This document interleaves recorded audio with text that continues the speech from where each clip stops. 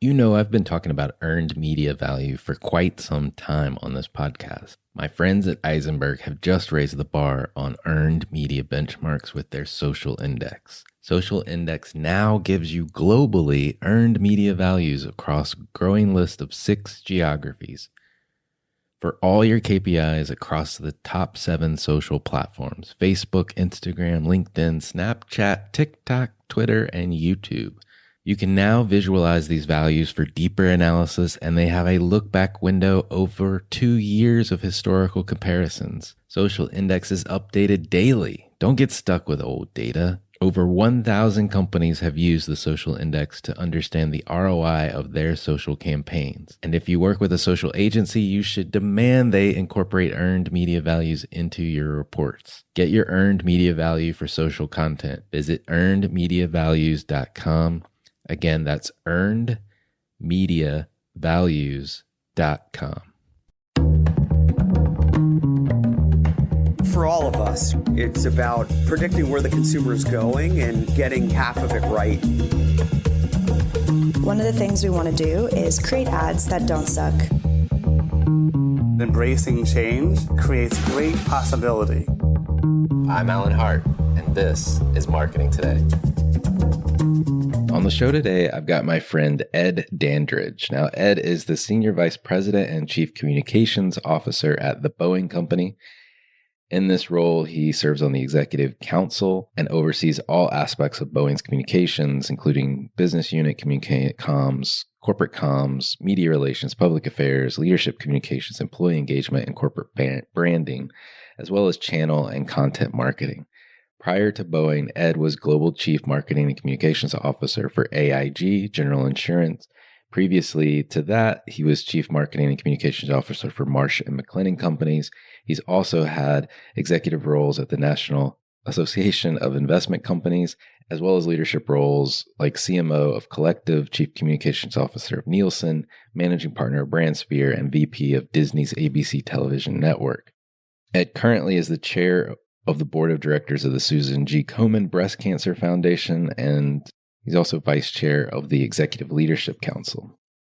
Now, that's a big lead up to my friend and just the great guy that he is. And we talk a lot about the companies that he's been a part of and what attracts him to challenging assignments like AIG after the financial crisis, or Boeing most recently after the CEO transitions, as well as the MAX airplane challenges that the company has gone through and is coming out of.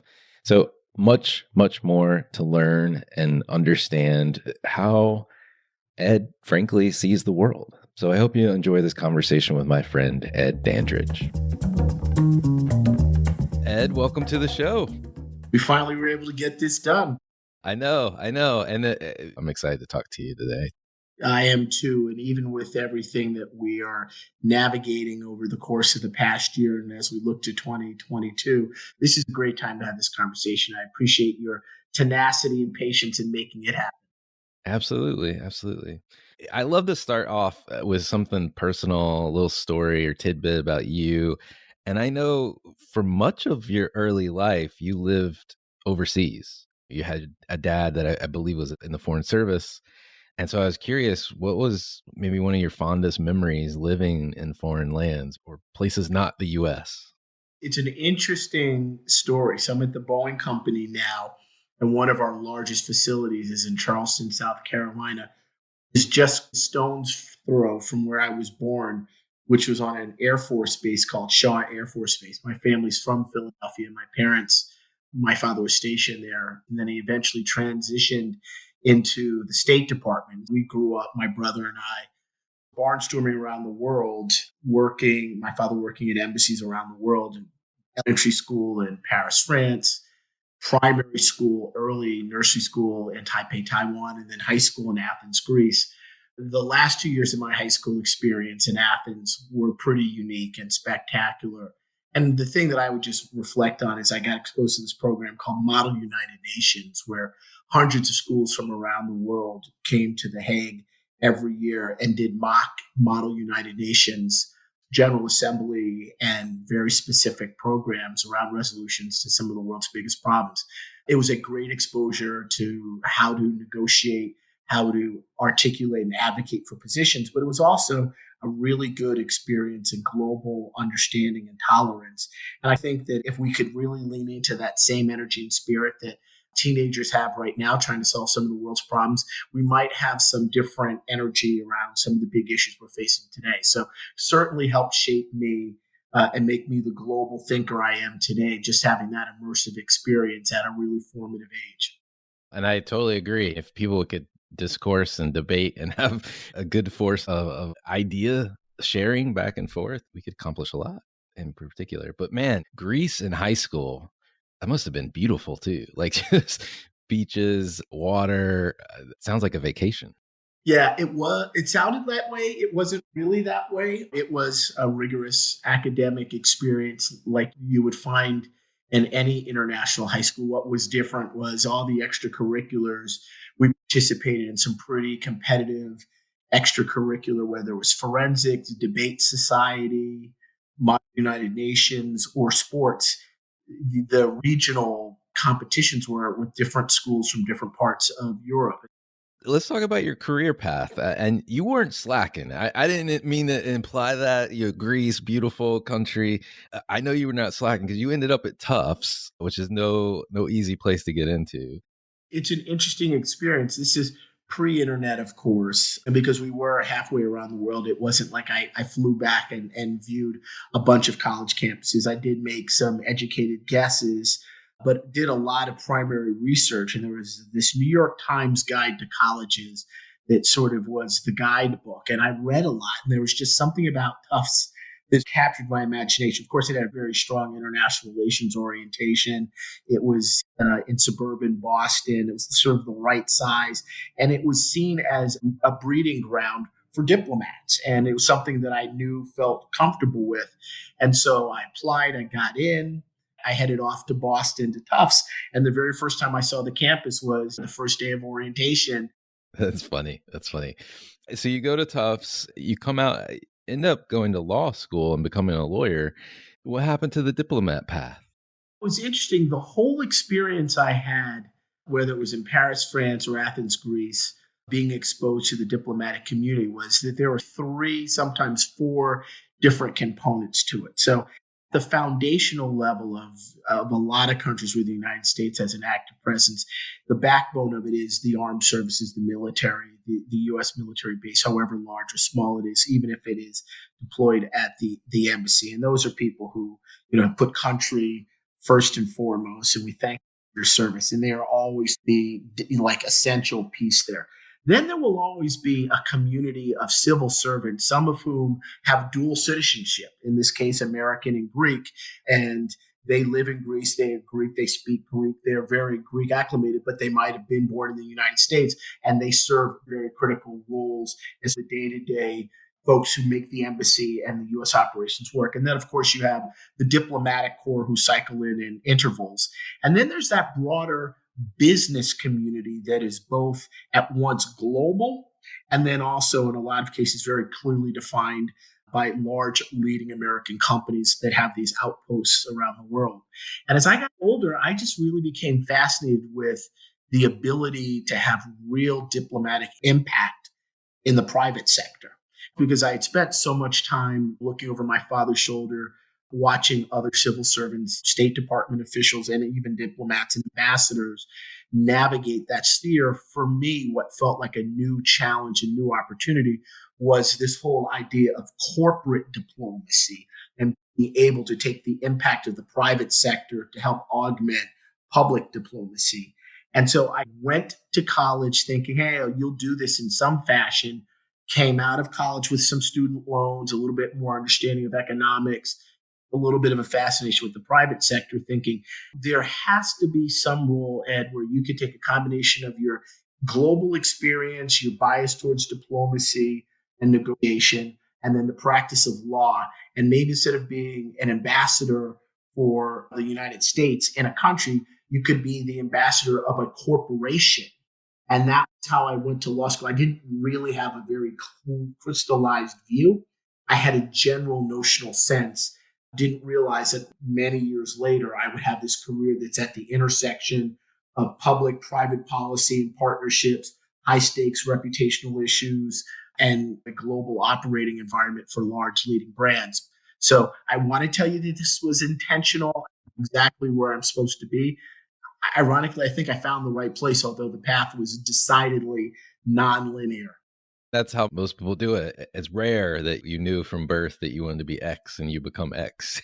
You've had some amazing stops along the way. You said started with the lawyer thing, did some political consulting from what I understand, ended up at ABC, the television network. And I think that was like I don't know if that was truly the first business gig that you had, like big business gig. I would describe it as the first client side, right? So I practiced law for a number of years and worked briefly in political consulting at a firm that really got bought by a major publicly traded advertising holding company. They took the political firm and turned us into a crisis management firm, which really did prepare me. It was immersion into corporations that you piloted when they had a crisis. And that led to me being hired in the late 90s at ABC, just after it had been bought by Disney. Very interesting time for the business model as cable really started to mature and you had these other non-traditional broadcast assets start to become as valuable. The Disney Channel, the Soap Channel, ESPN, something that people had heard of. It was a fundamental moment foundationally for me from a communication standpoint to be working in broadcast television at that moment of change at the dawn of the new millennium. It was pretty formidable time, like you said, with all those properties. And yes, we have all heard of ESPN. But you mentioned something, political consulting turned into kind of a crisis management firm ultimately. That may have been a seminal moment in your career, because as I think about some of the other places you've been, Nielsen, right after the financial crisis, going through huge digital transformation, or AIG after the financial crisis, trying to rebuild and reestablish themselves and build back a reputation. And now Boeing as chief communication officers after a couple or at least one CEO transition and the 737 MAX issues that have plagued the company. You don't shy away from big challenges. Are you attracted to those challenges, or are you being pulled into that because of this kind of diplomatic skill set combination that you've got? It's a good question. I do think you get to a certain stage in your career, you move past thinking you got hired for the job because you're always the best person. I think we all think, oh, of course I got hired. I'm the most qualified person. But it's important to understand what employers are looking for at a particular moment when you do get hired. And along the way, certainly that diplomatic experience and that having practiced law made me a bit of a non-traditional communications executive and a more of a non-traditional marketer. Now, when I was at ABC, there was a very clear correlation between voters and viewers. And then having practiced law, there's a very clear analogy to be drawn between drafting a brief or a motion in the court of law and then a speech or a press release in the court of public opinion. And not a lot of people see those innate connections. And then the bridge, of course, is working on political campaigns where on a particular date in November, typically the first Tuesday in November, you're trying to get people to vote for a candidate. Whereas in marketing, if it's the launch of a product on a particular date, Black Friday, for example, you're trying to get people to vote with their pocketbook. The analogy pulls through. And I think because I'd spent so much time out of the country, coming back in and getting acclimated, for me, using those different constructs, whether it was the principles of political consulting to achieve marketing goals or applying legal reasoning and legal analysis and legal advocacy in communications, I was able to merge those together. And in a lot of these circumstances where I've been hired, typically the conventional approach to managing, whether it's communications or marketing, has been tried and had some degree of success, but the challenge has reached a different level of complexity with a lot of different stakeholders.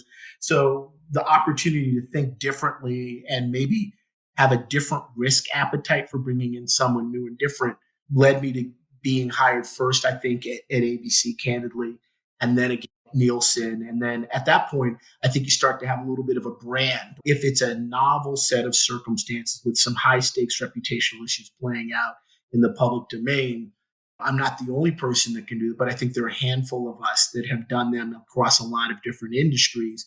And then you start to, your name pops up on those lists. And I've certainly had my name pop up on some of those lists, whether it's around notable sports leagues or other institutions facing significant crisis and change.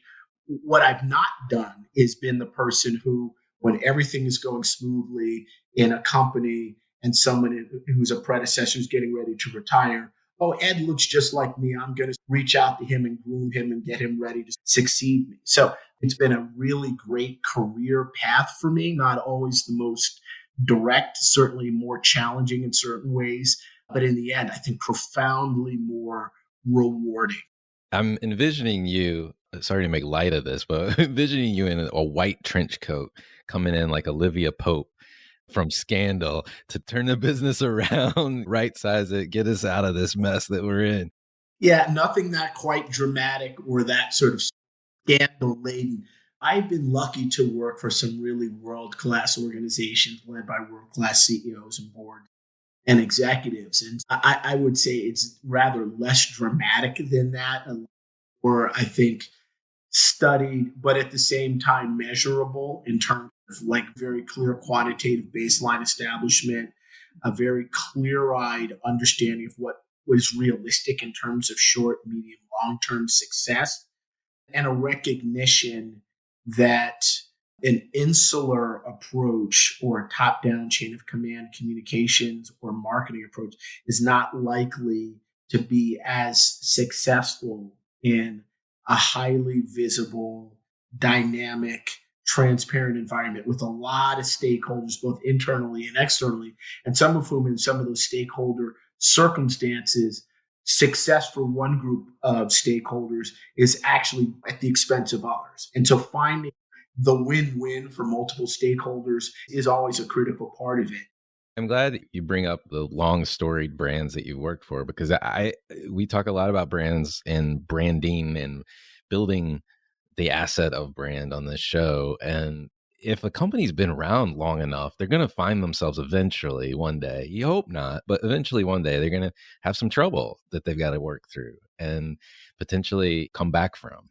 And Boeing is a great company. You mentioned Charleston. My father-in-law lives down there, not too far from the new facility that you guys have down there. And what a wonderful boom to northern Charleston that has happened because of Boeing coming into the state and into the economic development area there. And as you think about other people that are listening to this conversation, and they're like, you must get a lot of calls, and you've done this a couple times or a number of times now. What are you looking for when you're looking at one of these, like these next challenge that you want to try to tackle? Are there any elements that come to mind? Surprise here, Alan. I don't get any calls anymore. Everyone knows there's no place to go after Boeing. This is it. So if I'm getting calls now, it's about, hey, who do you know who we should be putting in these roles? But to answer your question, I do think it starts with a combination of the leadership, the CEO. Do I know her or him? What are their values, virtues? I think there's a part of the culture that is important for me and the societal impact of the company. And then it does get into some of the more specific questions around what is the nature of the challenge, the opportunity, the resources at bay. What does success look like? And do I find myself like intellectually drawn to it at where even if I wasn't being considered for the role, I'm curious about it. There's an intellectual curiosity and maybe almost a passion. And given this moment in society, I had a great job at AIG working for a CEO who is unparalleled in the insurance and candidly in the financial services space, and Peter Zaffino, who I consider a mentor and a sponsor and a great friend. But there was a moment in time where when this opportunity was presented to me, it was the throes of the pandemic. And Boeing has a critical role to play in helping to keep people around the world safe and to help travelers resume confidently traveling, whether it's domestically or internationally. And there was almost a public service aspect to this, given Boeing's impact on our economy as one of the largest exporters and its impact on the global economy, certainly given the import of our products and services. So for me, there was a higher calling aspect to this particular opportunity. As you're thinking about other folks, peers, people that you know in the business, and they say, man, Ed, you have tackled so many of these crisis or challenge situations before. What tips or advice do you have? What can you share? Because I'm not the triple threat of Ed, meaning I'm not the marketer, communications, lawyer, all combined in one. What should I be doing? What should I be thinking about as I enter into the situation? I don't see them as crises or challenges. I see them as opportunities. And fundamentally, Boeing is a growth story. It is pandemic recovery, but a growth story. 80% of the people around the world have yet to take their first flight. When you think about the rising middle class who will dominate this century, it's about getting them up into whether it's space or getting them on their first plane to have that moment of mobility and to really capture their imagination of all they can be and produce to make society better. For me, that's a very different way of looking at things and looking at it solely through the lens of a crisis. And so I'm really much more drawn to the opportunity. It is true that most people sprint to opportunity and jog to like the risk and the complications. I'm always aware that maybe the point of entry for me has some complications around risk and reputational challenge, but really unearthing the opportunity for growth and long-term sustainable growth and societal impact, finding the essence of the purpose. That's what I'm looking for. And I think most marketers or communicators who are fundamentally optimistic and growth oriented, other people, the media will characterize it as a crisis, as a disaster. I try not to be distracted by the headline of the day and really do focus on the overarching through line of opportunity, prosperity, peace, economic inclusion, other forms of inclusion, and then bringing that global lens, global growth orientation. It's worth the risk. It's worth the challenge. There's plenty to play for on the upside. As we look into 2022 and beyond, what do you see ahead for marketers and communications executives? So I've spent the last year with my leadership team, both direct and extended, challenging our thinking around, are we chief communications officers or are we chief change communications officers? I would say that for the foreseeable future, I think that there's a significant amount of societal, economic, technological, health, mental health, cultural challenge and change that we're going to have to navigate through. And that's a form of engagement. And if you're not comfortable with that level of dynamic uncertainty, it's really hard to pull the through line and to really focus on measurable outcomes. And so I think for communicators who haven't thought about it that way, there's an opportunity there, which is always be embracing the change. Now, I think for me, it comes a little bit more intuitively for the reasons we've discussed before. But I do think for many marketers in particular, the idea of year over year measurement is built along some baseline of assumptions that are not going to fundamentally change. No, you're so right. If you just look at the pandemic as one element of each quarter, and I can't even remember what we were doing in Q1, but I want to say it was like, we felt like we were coming out of this thing. And then Q2, it was like everyone was out at restaurants and spending money, and service economy was coming back and booming and employment was coming back. Q3 felt like we might be turning a corner. And then right at the end of Q3, I don't know if my timing is exactly right, Omicron comes out. And now we're back into, I don't know exactly what it's going to happen, but 2022 is coming. Who knows what the challenge of the day will be? I think we just know there will be more. And so the message for marketers, for communicators, is to really think opportunistically about what the upside is. Not to be dismissive and not to take unnecessary risks, but really to focus on where the upside of opportunity. One of the elements, as you talk and as you talk about each of these opportunities, and I do get the reframe is critical to getting excited about it because it is an opportunity like you've described before. But as you reframe those things, how much perspective do you have focus on the inside of the company versus what's going on in the external environment? there's probably a 10 to 15% delta that the variance accounts for different industries, right? So most recently out of professional services, and maybe not so much the insurance side, but certainly the brokerage side of Marsh & McLennan, the world's largest professional services company, which is where I was before AIG. Marsh, the world's largest insurance broker. There's a very close correlation to market activity that takes place there. And there's a persona that brokers have that's very similar to traders. They really are very agile and nimble, and they are constantly absorbing information and stimuli and have great lateral vision, not just seeing what's directly in front of them, not really fixated on what they've just passed through and looking behind, but really just scanning peripherally with an active lens to see what is it that's about to come next that might not be directly in my field of vision. That is fundamentally different because it has a much more externalized view than, for example, being whether it was at ABC or even at Boeing, which at the end of the day have a manufacturing process-driven component to it. At ABC and part of Disney, manufacturing, producing content is produced from external sources, but the process is the thing.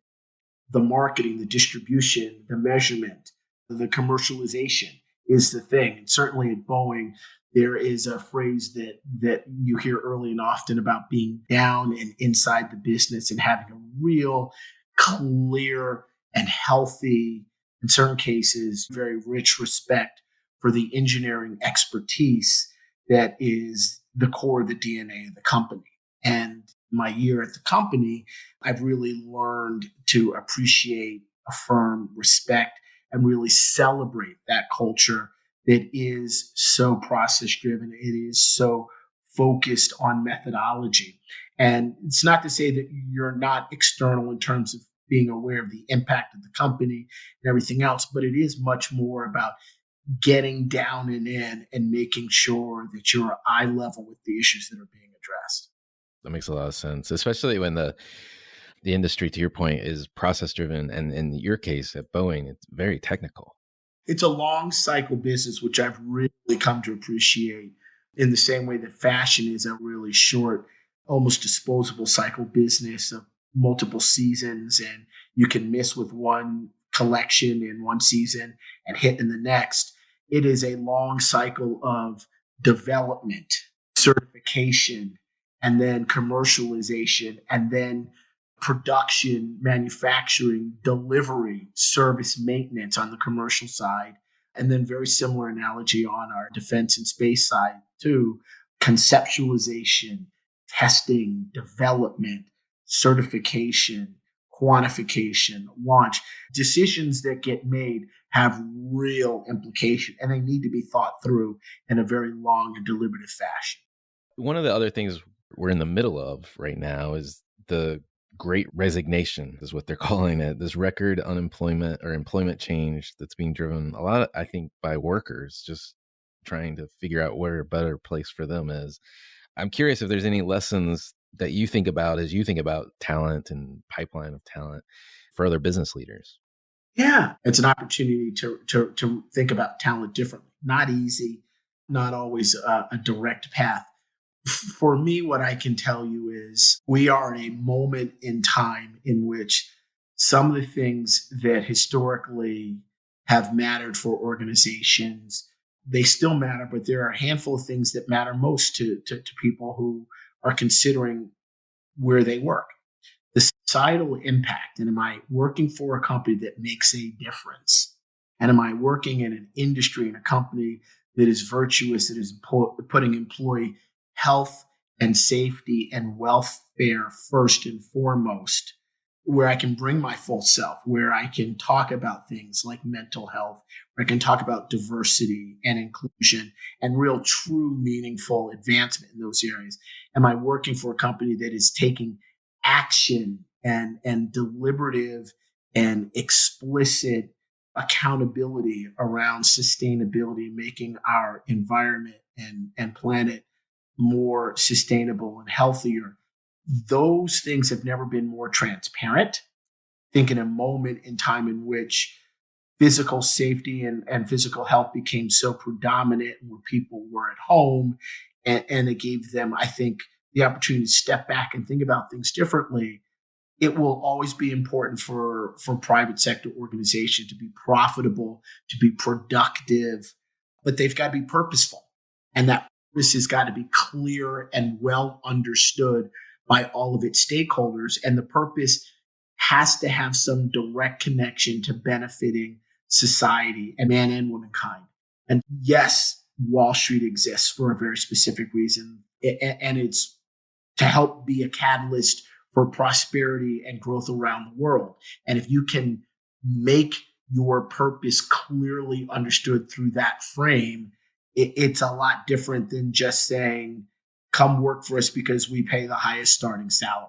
Those things are transitory, and they may draw people in, but they won't keep people there. And so for me, when I'm thinking about what is the Great Resignation, it's really the Great Reshuffle from my perspective, and really making sure that purposeful engagement in which we always lean into our profitability, our production, our performance, but it's in the context of what our purpose is and what our company exists to do and how we benefit and impact society. Those are the wins. It does seem a lot like the other opportunities you've tackled for other companies, where you've got these different stakeholders coming to the table. This time it's the employee base, right? The associates that work, and they have options. And how do you drive into your purpose, your reason for being, that is in line with your financial objectives, but can also be a place that inspires and motivates the people that you want to work there? And so to me, it just feels like diplomacy at its best when you could satisfy all of those different needs and stakeholders. And ultimately you need them. You need the employees to create them. But to your point, you need Wall Street, because they fuel your ability to keep it going. I think at the heart of all really compelling diplomacy is no small amount of empathy, the ability to listen, identify with others, and to take their considerations into account. And if ever there was a moment to be thinking about that now with an outside in perspective, it is certainly now. The volatility and the velocity of some of the issues that we're all navigating, you can have the world's greatest products and not treat your employees well, or distribute a very off-tone message, and it all can go away in a day. And I think we've always thought that reputations were much more built and won or lost really in the field of competition, head-to-head, around market share in a particular category. That is still true. The product is really the people and the culture that you built. And if you've not built something that is empowering, insightful, inclusive, that has empathy, then even if you were building a great product or service, that's going to be temporary, because the culture that drives it isn't set up for resilience and stability and stamina. I think it's a fundamental change there. You've got this upbringing, cultivating your global perspective. I'm curious if you have ideas or thoughts about what marketers and leaders need to be doing differently to compete on a global stage. Boeing is a very unique enterprise because we are a long cycle business. And so I think that there are some very specific demand curves that will drive our company over time. And I think that's net really positive. I think for most marketers, it's hard to talk global when you've not really immersed yourself in what that marketplace and that experience looks like. There's a guy named Scott McKinsey who for many years I had the privilege of working with at Nielsen. He was a former wartime correspondent, native of Australia, who would just immerse himself in local cultures, and to watch what he would be able to pull out in the way of insights, for example, about the rising middle class in India after having gone and lived in communities for an extended period of time, to really understand how fast moving opportunity is there. It's more than just a couple of slides with data points on a PowerPoint. It really is that immersive experience. And I do think for marketers, we're particularly challenged now because that sort of immersive environmental experience is difficult to pull off in the midst of the pandemic. But to be sure, the recovery, just as the pandemic looks very different culture by culture, country by country, the recovery will have some fundamental resets in terms of how we think about growth and opportunity and uplift. And I think it will just really be ever more critical for marketers to get out of their comfort zone. In fact, to never live in their comfort zone. It's an opportunity. It's an opportunity to think differently. In many respects, we're all hunkered down trying to navigate through the pandemic. And I think we realize we're not going back to the way things were. We're not going back to normal. But whatever next normal is, it will have some elements of the past, but it will be fundamentally and radically different. And in a lot of what our work is driven and anchored by, there's a measurement science, there's market share, it's data that's year over year that we're comparing to. And again, I don't know. I don't know how relevant the past will be in helping us really seize opportunities moving forward. And that's something that I think marketers are going to have to get very comfortable with, which is just this rapidly changed landscape. Just like leaders are going to have to navigate to a very different set of experiences and expectations in the workforce among their employees, it's the exact same thing with our customers. Marketers will really need to think about what you might have alluded to several times before, which is like this idea of a domestic and a foreign policy that puts their products and services into context of a broader purpose, why we exist as a company and how we exist to really uplift our employees and our associates. That's a little bit of the internal component.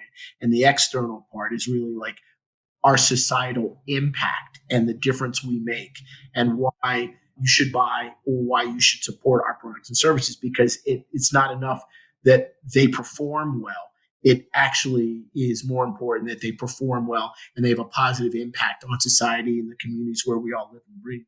I love those thoughts. And I agree wholeheartedly. I think you may have identified the next wave that we need to be focused on, which is partners in the supply side of things. I know it's an issue we hear about in the news, supply chains and the like, but not from a marketing standpoint, right? Not from a, like, why should my partners be continuing to do business with me and stay a part of my ecosystem, so to speak?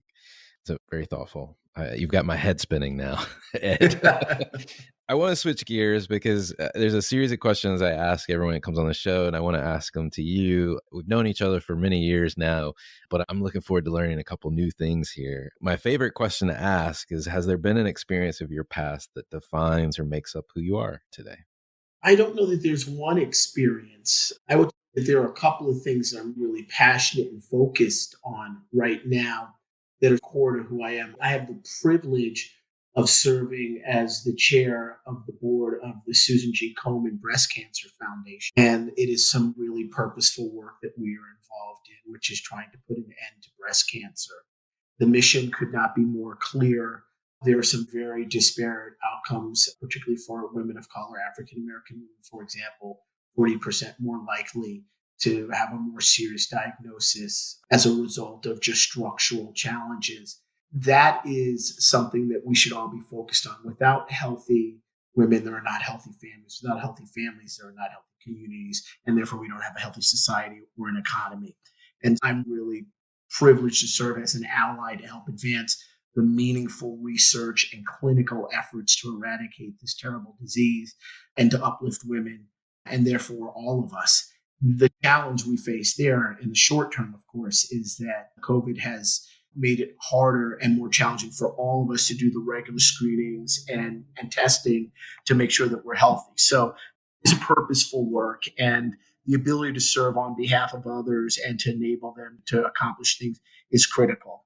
The other is I am the vice chair of something called the ELC, which is the Executive Leadership Council, which is a cohort of roughly 800 senior African Americans in corporate America who are working day in and day out from the inside out and the outside in to really create more equitable and inclusive corporations and an economy, which we all know the data shows works more efficiently, is more productive, and more profitable. And there are some long-standing challenges facing Black executives. And even with the recent focus on certain issues over the last year to year and a half, the data suggests that the trend line is not moving in the right direction. And so for us to be an economy, a culture, a society that reaches its highest aspirations, everyone has got to be able to have equal opportunity, not equal outcomes. We're not dictating equal outcomes. We're just dictating environments and best practices that facilitate equal opportunities for everyone. That's important work. I wouldn't be here where I am today if others hadn't advocated to give people like me an opportunity. And I feel a very significant amount of responsibility to do that for others. Those are two amazing causes. And what a powerful, both of them are extremely powerful, but there's 800 leaders in the Executive Leadership Council. Like that must be an unbelievably powerful group of people. It's an impressive group of people, and 800 sounds like it's a really large number. When you actually put it in the context of Fortune 500 companies and how many people serve on executive leadership teams of each of those 500 companies, 800 is a really small number. It speaks to side opportunity, but it's a very impressive group. What advice would you give your younger self if you're starting this journey all over again? To be patient, to have a little bit more faith and optimism. The one thing I know that I was always very focused on was trying to make sure that the people who made sacrifices to create an opportunity for people like me, that I didn't squander it. And so I was always very focused on almost striving and making sure that if someone cracked the door open for me, that I busted it wide open. And that is a noble endeavor, but it's a long game. And so to really focus on what you're passionate about, if you focus on the work and you're passionate about it and you do it really well, the rest takes care of itself. Is there a topic you believe marketers need to be learning more about? I will tell you that the long challenge for us continues, which is to really make sure that at the senior levels of your organization, I'm talking about the CFO and the CEO and perhaps the board, that there's a common framework of understanding for me and evaluative criteria around what the success is. The short tenure of CMOs and CCOs and CMCOs is largely driven by the lack of understanding of the common expectations in the role. And I think some of that needs to be defined upfront, obviously, but it is something that needs to be refreshed on a quarterly, if not more frequent interval, or else all of the great work is either misunderstood or not really fully appreciated because the metrics against which you're being measured are not clear. Amen to that. You've already talked about two causes that are near and dear to your heart. I'm curious if there's, on a personal note, are there any brands or companies that you follow or you think other people should take notice of? There are a handful of brands that have always impressed me. I won't go into specifics now, but what I would say is the ability to really, really narrow in on the customer persona and the customer journey is critical. And I don't mean anticipating doing the predictive analytics and, well, Ed, if you like the color blue in this shirt, you might like color green as well. That's not what I'm talking about. I'm talking about just the intuitive experience of interacting with the product and service in a sense that there's empathy and understanding from the customer perspective. Not easy to pull off. And again, I'm not going to get into the game of who does it well and who doesn't, but I think marketers, we bring a very refined sense of that to it. Our palate is very refined in that regard. And there's nothing more pleasurable than having a really great brand experience, even if you're not buying something, even if it's just through customer service and the customer inquiry. When that works, it is gratifying. And to do something so simple is so hard. It's so true. Last question for you. What do you feel is either the largest opportunity or threat to marketers? Close to 25 years ago, if you talk to CEOs, they would tell you the two biggest marketing opportunities were diversity and digital. And you look 25 years later, and the digital piece has been addressed, but we haven't really found a meaningful way to really capitalize on what are the significant growth opportunities by looking at the global marketplace in a truly inclusive and diverse fashion. And that's to our detriment. And I think we as marketers should always be at the vanguard of just pushing for greater understanding of the evolving customer landscape. And as I said before, if you just think about it, 80% of people around the world have yet to take their first flight. What will their impact be when they start to unleash their spending power around the world and start to travel and see that mobility? It will lead to a fundamentally different sense of what the middle class is, and it will look less and less like us.